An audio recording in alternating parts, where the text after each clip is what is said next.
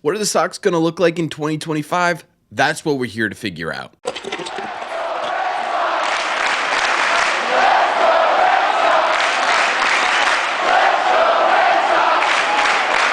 What is going on, everybody? Welcome back to Red Seat Radio. My name is Corbett, and thank you very much for clicking on this video. Obviously, the point of today's video is to try and figure out what the Red Sox record is going to be in 2025. However, that's kind of boring on its own. We're going to try and predict everything going on with the Boston Red Sox this year, from Rookie of the Year all the way up to MVP and everything in between, as well as the record and how they shape up in the AL East. I think we got to start with Rookie of the Year. For Rookie of the Year, there are honestly a plentiful amount of candidates. I think this is one of the strongest Rookie of the Year years the Boston Red Sox have had in a very long time. Now, this isn't AL Rookie of the Year. This is just simply the best rookie on the Boston Red Sox. I think some of the mainstay candidates are obviously the big three, with Marcelo, with Roman Anthony, and with Christian Campbell, and I think those are going to be the headliners of this category. But you also got guys like Luis Guerrero out of the bullpen too that could be kind of a sneaky candidate here for the Sox. I think Richard Fitts kind of still fits into this category, right? He didn't have a ton of time in Major League Baseball yet. I think Hunter Dobbins is a guy I would pay attention to in terms of this kind of impact. However, I think in terms of my official prediction for Red Sox Rookie of the Year, I gotta go safe here. I have to. Christian Campbell is, my opinion, the clear and away only choice for this, I think, mostly because I think he's going to get the most appearances in a Red Sox uniform as a rookie this season. So obviously, he's got the highest opportunity to make the biggest impact on the Red Sox. So I think I have to go with Christian Campbell. I know it's the boring answer, but it just, in my opinion, feels like the absolute right one. Next up, we are going to go with Most Improved. Now, this is specifically a category that focuses on players who did play last year, not players who were out last year, that maybe didn't have their best season. And again, there are a pretty good amount of really interesting candidates in this category. You've got Bayo, Crawford, Zach Kelly, Josh Winkowski's, all in my eyes potential winners of this award by the end of the year. Guys like, say, Don Rafaela and his swing rate at the major league level, or chase rate, I should say, at the major league level. Guys like Willie Abreu against lefties could also be in this conversation as well. But my gut is telling me that Brayan Bello is going to be the most improved player on this team this year. We saw towards the end of the season exactly what that could potentially look like. In 10 games at the end of the year last year, he had a sub-4 ERA.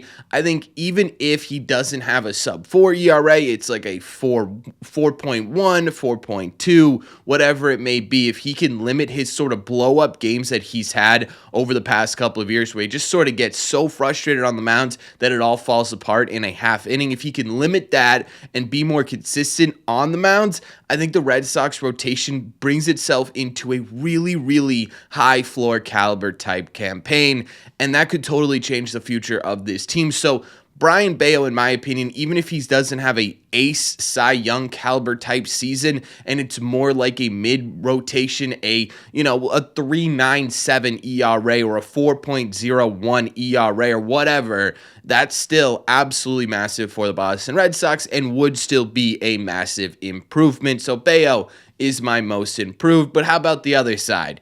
This is kind of my least favorite one to do in these prediction videos, but we do them every year, so we got to do them here. Who's going to be the least improved player? The guy who sees the biggest drop-off in year-to-year performance. Some really interesting candidates. I don't want to name guys, right? I'm just going to say my guy. I'm going to tell you why, and we're going to move on. And we're going to get back to the positivity here, because you should be positive about the Red Sox this season.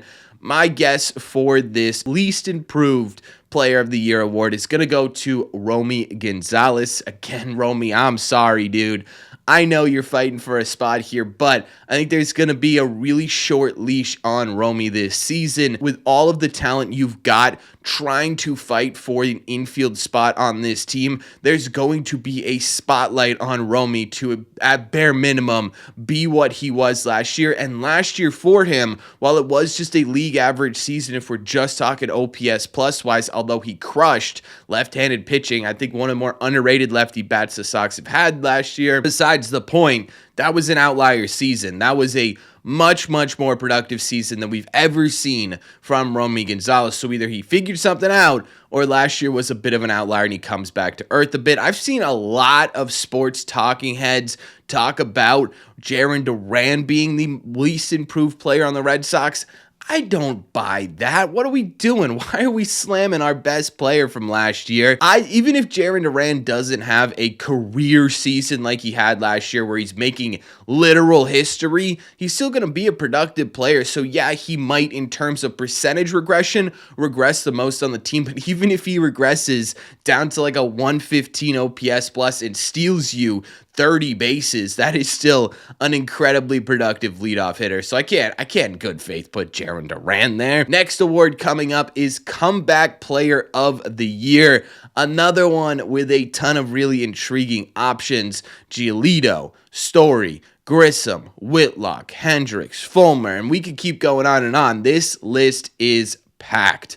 My gut is telling me that this award is going to go to Trevor Story, and I'll tell you exactly why, and I think it's because Trevor Story has the potential out of all of these guys, even over Hendricks, at least in my mind, to have the biggest impact on the Red Sox. If he is just simply healthy, maybe not even the bat we want in this lineup, but he is just simply healthy and with this team for 130, 140 games, he is going to totally change the landscape of the Red Sox defensively. He's going to change the culture in that clubhouse. Just him being there, happy and healthy, is going to improve morale and give them yet another legitimate, scrappy, veteran, win-only type leader that the Red Sox have tried to cultivate this offseason. Even if his bat ends up being league average, you add pop to that bat, you add athleticism on the base pass, and that's the best I'll say one of, because I always get fought on. Statistically, he was, but it doesn't matter. One of the best defensive shortstops in Major League Baseball. If he's healthy, he's going to have the biggest impact, and that's my pick for Comeback Player of the Year. I'm kind of pretty positive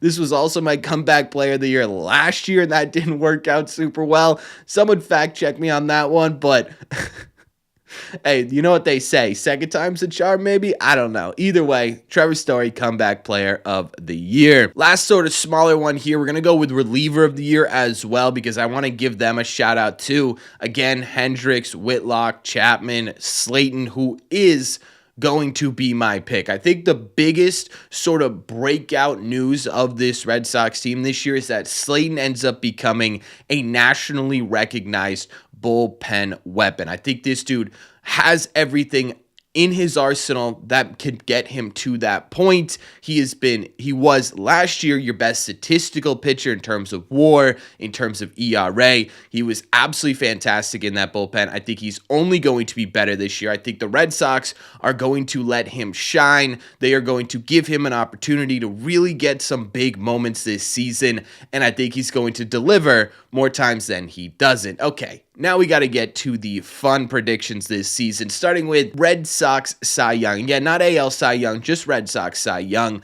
My answer, everyone's answer, should be Garrett Crochet, right? This should be kind of a runaway answer. If this dude is healthy, if this dude is happy, he's going to be an absolute monster. He is your most talented pitcher, and I don't know if you could select anyone else in good faith, unless you guys want to lose your money, right? You could come here and bet with me as to whether or not Buehler, Giolito, whoever is going to be better than Crochet. Every time I'm putting my money that Crochet is the better option to pick to be the Red Sox best pitcher. I will say, I don't know. I think there are going to be some guys who could potentially give him a run for his money, though. Tanner Houck, in my opinion, has become very underrated amongst Red Sox fans. We've kind of underrated a lot of people on this team. We're going to talk about it in a second, but I think Tanner Houck has the potential to not match Crochet's dominance, but statistically be right up there with him, and I think that's what makes this rotation super great. But at the end of the day, Crochet, he's your war pig. He's the guy you picked up to be the front end of this rotation. I believe he's going to be. The dude's already hitting 99 in spring training. That's going to be my safe bet. An MVP, most valuable Red Sox player. Honestly, you could probably make a case that Garrett Crochet ends up being this as well. But you know who I am going to go with? I'm going Rafi Devers. And I am sick and tired of hearing about people rag on Rafael Devers' game. You know what's a terrifying thought? A motivated Rafael Devers. A Rafael Devers that spent this entire offseason watching everyone crap all over his gameplay, saying, oh, we need to trade this guy 1-for-1 for Vladimir Guerrero Jr., a rental. We have to put this guy at DH forever. He's not worth it on the field. He's coming off of an injured season where he was one of the best hitters in Major League Baseball until he got injured. I'll tell you what, I'm taking a motivated Rafael Devers to come in here and shut you guys up. For you guys who don't like Rafael Devers anymore because of some comments he made about whether or not he could play third base, this season's going to be for you. He is going to remind everybody why he was paid $300 million, why the Red Sox invested 10 years of their future in Rafael Devers, and he's going to do it on the brightest stage possible, baby. He's going to be the Red Sox best overall hitter. He's going to put up numbers that is going to make even the most skeptical fan of Rafael Devers say, all right, yeah, this dude is pretty good, and I'm willing to bet anything that this ends up happening. Rafael Devers has been my dude and our dude, and people just tossed him aside for an Alex Bregman 3-year deal or a shiny new prospect. It drives me crazy. Get ready for MVP caliber Rafael Devers. And those are sort of the position player type awards. Let's get into what you're all here for, and that is the overall record of the Boston Red Sox. Every year I like to give sort of a range of outcomes for the Red Sox, and then I put my money on one singular number.